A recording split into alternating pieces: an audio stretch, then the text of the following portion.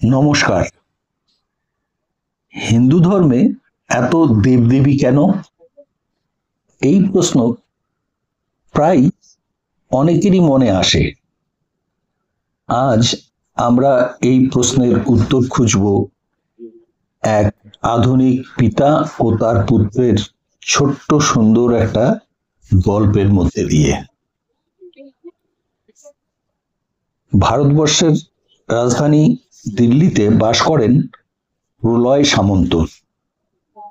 তিনি একজন উচ্চশিক্ষিত এবং উচ্চ পদে কর্মরত ধর্মপ্রাণ সজ্জন ব্যক্তি।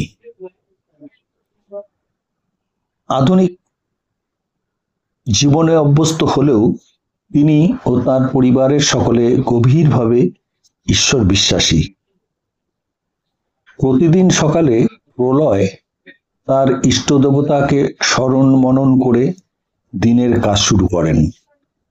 তিনি তার স্কুল পড়ুয়া ছেলে বিল্টুকে শিখিয়েছেন প্রতিদিন সকালে ঘুম থেকে উঠে চোখ মুখ ধুয়ে প্রথমেই ঠাকুরকে প্রণাম করতে হয়।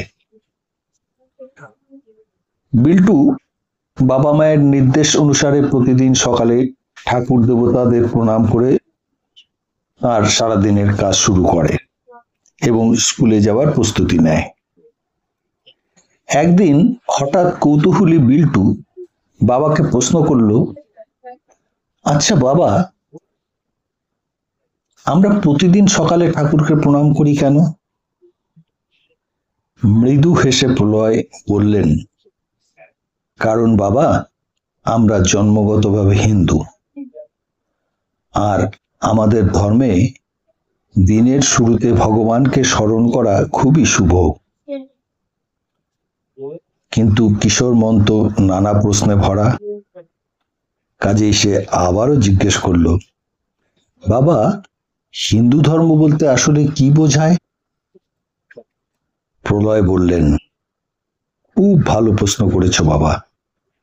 আজ অফিস থেকে ফিরে এসে এ বিষয়ে তোমাকে সব বুঝিয়ে বলবো। সারাদিন কৌতূহলী মন নিয়ে বিল্টু বাবার অফিস থেকে ফিরে আসার অপেক্ষায় রইল। সন্ধ্যায় বাবা বাড়িতে ফিরতেই বিল্টু বাবার পাশে বসে। বাবা ছেলেকে সস্নেহে জিজ্ঞেস করলেন, বলো তো বিল্টু, ঠাকুর দেবতারা কোথায় থাকেন? বিল্টু সঙ্গে সঙ্গে বলল, মন্দিরে, আর আমাদের বাড়িতে ঠাকুরের আসনে।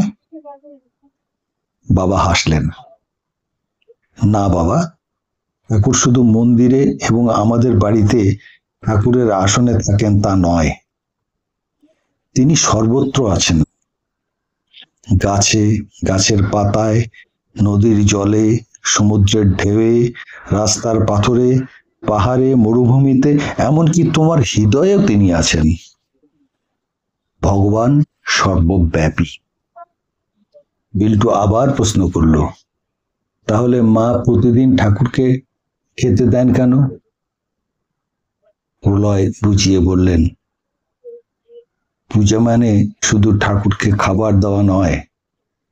যেভাবে আমরা স্নান করে শরীর পরিষ্কার রাখি, ঠিক সেভাবেই পূজা ও প্রার্থনার মাধ্যমে আমরা আমাদের মনকে পরিষ্কার ও পবিত্র রাখি।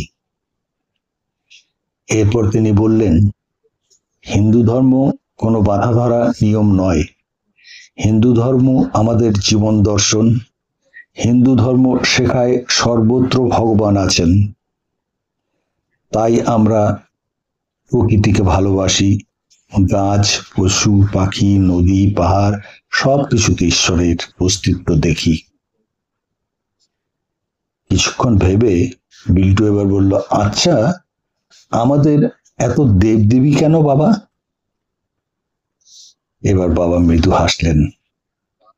বিল্টু, একজন মানুষেরও তো অনেক পরিচয় থাকে।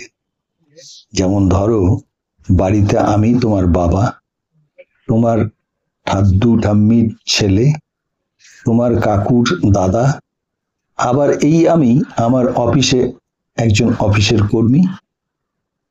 কিন্তু মানুষটি তো আমি একজনই, তাই না? বিল্টু মাথা নেড়ে হ্যাঁ বলল। বাবা বললেন, ঠিক তেমনি আমাদের ভগবানও এক এবং অদ্বিতীয়। তিনি পরম ব্রহ্ম, কিন্তু তার বিভিন্ন রূপ আছে। যেমন তিনি যখন শক্তি রূপে তখন তিনি মা দুর্গা, তিনি যখন জ্ঞান রূপে তখন তিনি মা সরস্বতী, আবার তিনি যখন সমৃদ্ধি রূপে তখন তিনি মা লক্ষ্মী, ইত্যাদি ইত্যাদি।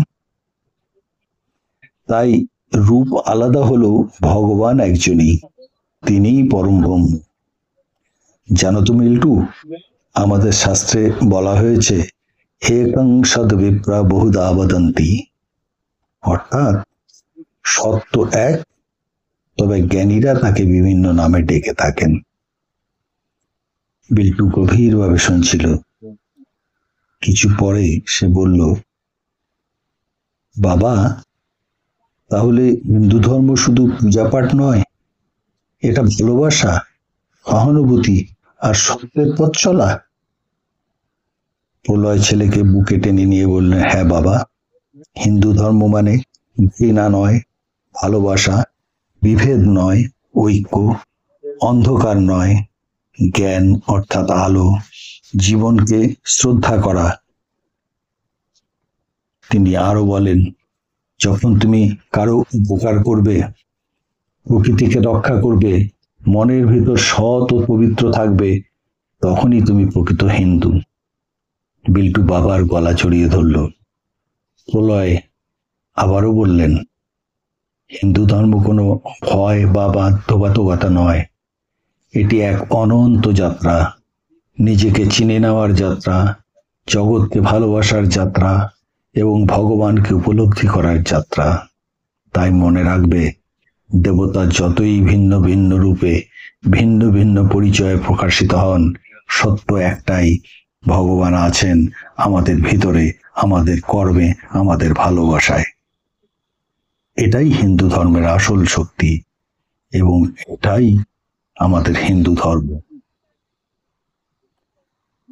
আপনাদের সকলের কাছে আমাদের একান্ত অনুরোধ, গল্পটিতে উল্লেখিত বার্তা যদি আপনাদের ভালো লাগে, তবে আপনাদের বন্ধু বান্ধব, আত্মীয় স্বজন, পরিচিত অপরিচিত সকলের মধ্যে বার্তাটি ছড়িয়ে দিন।